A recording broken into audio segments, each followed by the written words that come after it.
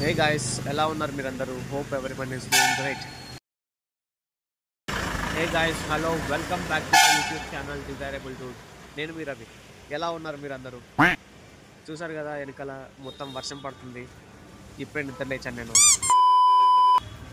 ఈరోజు ఒక video record చేద్దామని చెప్పేసి బ్లాగ్ స్టార్ట్ చేశాను అనమాట. అదేంటనేది వీడియోలోకి వెళ్ళిన తర్వాత మీకు అర్థమవుతుంది. సో లేట్ చేయకుండా వీడియో స్టార్ట్ చేసేద్దాం. Let's get into the video. Hey guys, welcome back to my YouTube channel desirable Dude. ఈరోజు వ్లాగ్ ఏంటని ఆలోచిస్తున్నారా? ఈరోజు వ్లాగ్ ఏంటంటే నా బైక్లో మన ఎంటీలో ఫ్యూల్ ఇంజెక్టర్ది కొంచెం ఇష్యూ ఉందన్నమాట. స్టార్టింగ్ ట్రబుల్ లాగా వెళ్తున్నప్పుడు రన్నింగ్లో ఆగిపోయినట్టు అవుతుందన్నమాట ఈ బైక్లో. సో ఈ బైక్ ఇలా ఎందుకు అవుతుందో అనేది చూపించడానికి వెళ్తాను. నా అజంప్షన్ ప్రకారం అయితే ఫ్యూల్ ఇంజెక్టర్లో కొంచెం డస్ట్ వెళ్ళిపోయి ఉందనిపిస్తుంది. సో అందుకని ఈ డస్ట్ క్లీన్ చేయించడానికి నేను గో బైక్ వెళ్తున్నాను అనమాట. ఈ ఫిల్టర్ ఉంటుంది కదా, ఈ ఫ్యూల్ ఇంజెక్టర్, దాన్ని మనం కొంచెం క్లీన్ చేయించాలి. సో అది క్లీన్ చేయించినట్టయితే నార్మల్ అయిపోతుంది ఆ ఇష్యూ మొత్తం. సో అందుకని ఇప్పుడు వెళ్తున్నాను అనమాట గో బైక్ దగ్గరికి. స్టార్ట్ చేసినప్పుడు ఏమవుతుందంటే స్టార్ట్ అయ్యి మళ్ళీ వెంటనే ఆగిపోతుంది అనమాట. ఎలా అంటే మనం పెట్రోల్ అందరూ చూసారా, మనం పెట్రోల్ పోసాము, లేకపోతే మన పాత బండ్లలో పెట్రోల్ ఓవర్ఫ్లో అయినప్పుడు ఆగిపోతుంది చూసారా, ఆ టైప్లో ట్రబుల్ ఇస్తుంది అనమాట. ఇప్పుడైతే బండి ఆల్రెడీ తిరిగి ఉంది కాబట్టి అంత ఏం ప్రాబ్లం అనిపించట్లేదు ఇప్పుడు. కానీ మార్నింగ్ టైమ్స్లో ఈ బైక్ తీస్తుంటే కొంచెం ట్రబుల్ ఇస్తుంది అనమాట. ఎలా అంటే ఫస్ట్ స్టార్ట్ చేసినప్పుడు ఆగిపోతుంది, కొంచెం స్టార్ట్ చేసి ఒక 3-4 టైమ్స్ అలా సెల్ఫ్ ఫోటోస్ వస్తుంది అనమాట. అది దీని ప్రాబ్లం అనమాట. ఈ ప్రాబ్లం ఏంటని వెతికాను నేను గూగుల్లో. ఫ్యూల్ ఇంజెక్టర్లో కొంచెం చెత్త పేరుకుపోయి ఉంటుంది అని ఏదో చెప్పారనమాట. సో అందుకని అది క్లీన్ చేయించడానికి ఇప్పుడు గో బైక్ వెళ్తున్నాను నేను. మా ఏరియాలో వర్షం పడుతుంది, లైట్గా చినుకులు పడుతున్నాయి. మీకు ఈ కెమెరాలో కనిపిస్తుందో లేదో నాకు తెలీదు.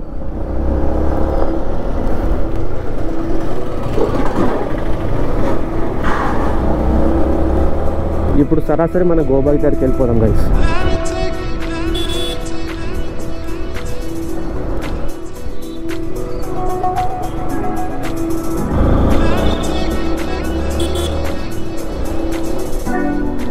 ఈ ఫ్యూల్ ఇంజెక్టర్లో పేరుకుపోయిన చెత్త క్లీన్ చేయడానికి, ఈ ఫ్యూల్ ఇంజెక్టర్ని క్లీన్ చేయడానికి ఎంత ఖర్చు అవుతుందో నాకైతే ఇప్పటివరకు తెలీదు. నేను కొన్ని వీడియోస్లో చూసాను, అరౌండ్ 300 నుంచి 400 అలా అవుతుందని చెప్పేసి ఎస్టిమేట్ చేసి చెప్పారు వాళ్ళు. సో నేను గో బైక్ దగ్గరికి వెళ్తున్నా, ఎంత అవుతుందో నాకైతే తెలీదు. నేను కూడా ఇప్పుడు వెళ్ళిన తర్వాత తెలుసుకోవాలి ఎంత అవుతుంది ఏంటని. ఈ గో బైక్ది వెళ్తే ఫ్యూల్ ఇంజెక్టర్ని ఇలా క్లీన్ చేయడానికి ఎంత అవుతుందో నాకైతే తెలీదు. మరి ఎంత టైం పడుతుందో కూడా నాకు తెలీదు.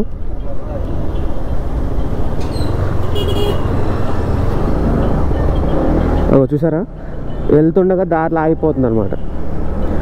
ఇలాంటి ట్రబుల్ ఇస్తుంది ఇది. మరి ఫ్యూల్ ఇంజెక్టర్ని క్లీన్ చేయించేస్తే నార్మల్ అయిపోతుందని నేను అనుకుంటున్నా. ఇలాగే కంటిన్యూ అయితే ఫ్యూల్ ఇంజెక్టర్ చెడిపోతుంది అనమాట. సో మన వ్యూవర్స్ అందరూ కూడా తెలుసుకుంటారని చెప్పేసి ఒక అవేర్నెస్ కోసం ఈ వీడియో అయితే నేను చేస్తున్నాను. ఇప్పుడు నేను ఆల్మోస్ట్ గో బైక్ దగ్గరికి అయితే వచ్చేసాను.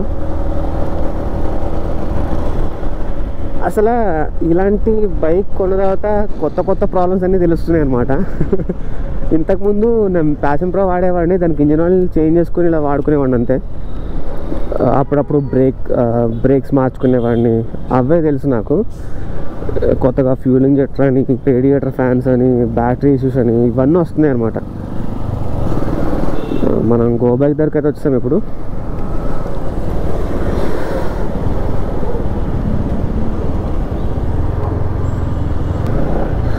ఫస్ట్ అయితే మనం లోపలికి వెళ్ళిపోదాం.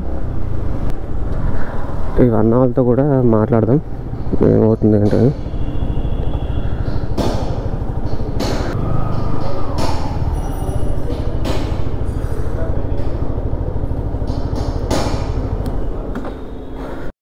ఇదిగోండి గైస్, గో బైక్ అయితే వచ్చేసాను. అన్న అయితే ఇక్కడ జాబ్ కార్డ్ రాస్తున్నారు అనమాట. కొంతమంది అయితే ఇక్కడ ఆల్రెడీ వర్క్ చేస్తున్నారు. ఇప్పుడు ఇక్కడికి వచ్చాను కాబట్టి దీంట్లో ఏం ప్రాబ్లం ఉందో అనేది నాకు ఆల్రెడీ తెలుసు కాబట్టి ఫ్యూల్ ఇంజెక్టర్ క్లీన్ చేయడానికి ఎంత అవుతుందో డైరెక్ట్గా అడుగుతా అన్నని. ఆయన ఏం చెప్తారో, ఎంత టైం పడుతుందో, ఎంత ఖర్చు అవుతుందో అవన్నీ అడిగి తెలుసుకుందాం అనమాట. So stay tune. అన్నతో మాట్లాడినప్పుడు కూడా నేను రికార్డ్ చేస్తాను వీలైతే, లేదంటే నార్మల్గా మాట్లాడేసి దాని తర్వాత చెప్తాను అనమాట ఎంత అవుతుంది ఏంటని. సో చూస్తుండండి. ఈ గో బైక్లో బైక్ చూపించాను నేను. వీళ్ళు ఏమంటున్నారంటే ఫ్యూల్ ఇంజెక్టర్ క్లీన్ చేయడానికి ఒక 2 days టైం అడుగుతున్నారు. ఈ బైక్ పార్ట్స్ అన్నీ ఇప్పాలి, ట్యాంక్ మొత్తం ఇప్పాలి, ఆ ఫ్యూల్ ఇంజెక్టర్ క్లీన్ చేయాలంటే అని చెప్తున్నారు అనమాట. దానికోసం 2 days టైం అడుగుతున్నారు. ప్లస్ అలాగే ఎంత ఖర్చు అవుతుందని అడుగుతుంటే, ఏంద్రా తిందాంపా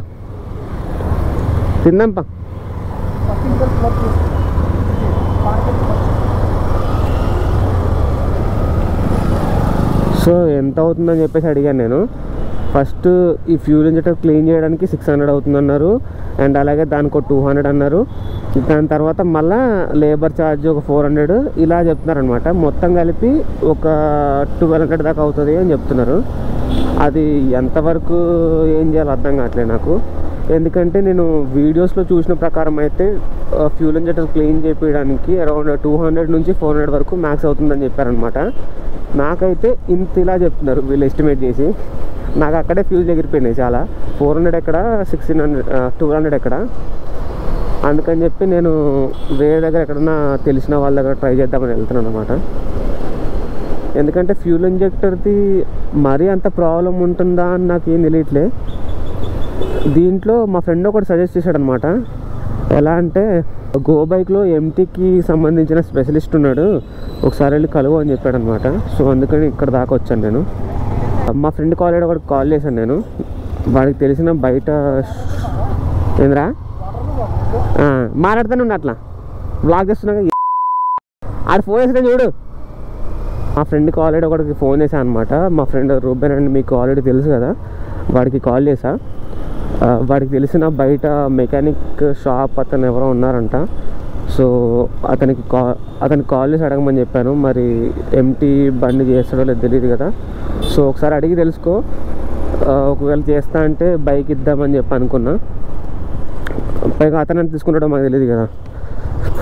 సో అదనమాట. ఒకవేళ ఇది చేయగలుగుతాడు అనుకుంటే బయట ఇచ్చేయడం బెటర్. ఎందుకంటే గో బైక్లో 2 days అయితే పెట్టే ఛాన్సే లేదు నేను. ఈ బైక్ 2 days అక్కడ పెట్టేస్తే తెలుసు కదా ఏమవుతుందో.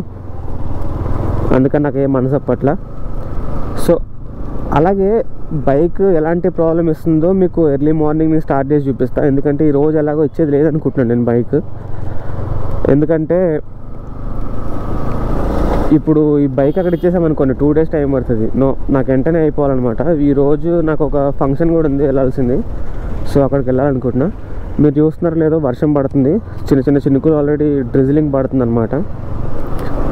సో ఇప్పుడు ఇంటికి వెళ్ళి బైక్ పార్క్ చేసి కొంచెం డ్రెస్ చేంజ్ చేసుకొని నేను శ్రీకాంత్ కలిసి బయటికి వెళ్దాం అనుకుంటున్నాం.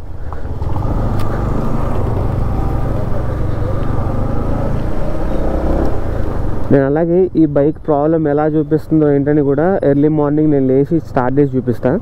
మీకు ఒక అవగాహన వస్తుంది ఎలా ఉంటుంది ఏంటని. ఈ బైక్ ప్రాబ్లమ్ ఎలా సాల్వ్ చేసుకోవాలో అది కూడా ఈ వీడియో పూర్తయ్యేలోపు మీకు ఒక అవగాహన వచ్చేస్తుంది. సో ఈ విధంగా మీరు ట్రై చేయండి. అండ్ అలాగే ఈ ప్రాబ్లం ఇలా కంటిన్యూ అవ్వకుండా ఉండడానికి ఏం చేయాలో కూడా నేను చెప్తాను అనమాట అన్నీ తెలుసుకొని. సో ఈ వీడియోని అయితే స్కిప్ చేయకుండా మొత్తం చూడండి. రేపటి వీడియోలో మళ్ళీ కలుసుకుందాం.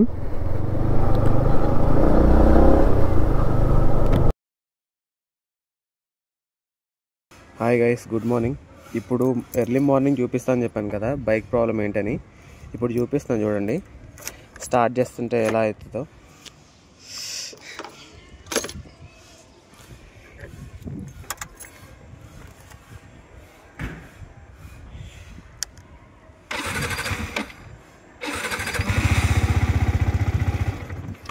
అలా ఆగిపోద్ది అనమాట.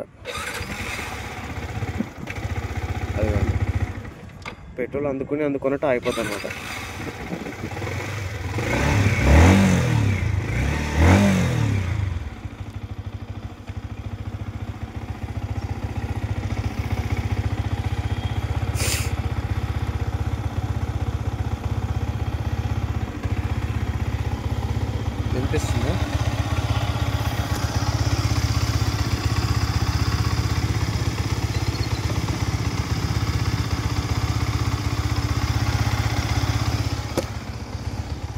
ఇదే అనమాట ప్రాబ్లం దీనికి.